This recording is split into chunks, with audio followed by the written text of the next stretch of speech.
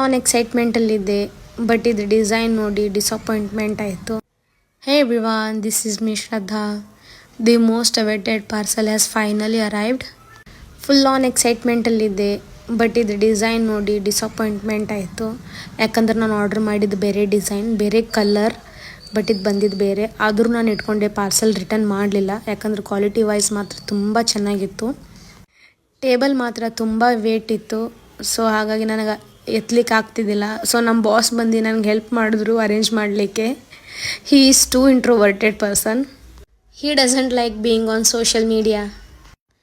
ಇದು ಬಂದುಬಿಟ್ಟು ironing stand. ನೀವು ಸ್ಟೀಮ್ ಮಾಡಿದ ಐರನ್ ಇಲ್ಲಿ ಇಡಬಹುದು. ಲಾಸ್ಟ್ಲಿ ಇದು 4 ಸ್ಟೆಪ್ಸ್ ಇದೆ. ನಿಮ್ದು ಹೈಟ್ ಆ್ಯಂಡ್ ಕಂಫರ್ಟ್ ವೈಸ್ ಇದು ನೀವು ಅಡ್ಜಸ್ಟ್ ಮಾಡ್ಕೋಬಹುದು. Over all the product was good. ಕ್ವಾಲಿಟಿನೂ ತುಂಬ ಚೆನ್ನಾಗಿತ್ತು. So thank you. ನೆಕ್ಸ್ಟ್ ವ್ಲಾಗಲ್ಲಿ ಸಿಗ್ತೀನಿ. ಬಾಯ್.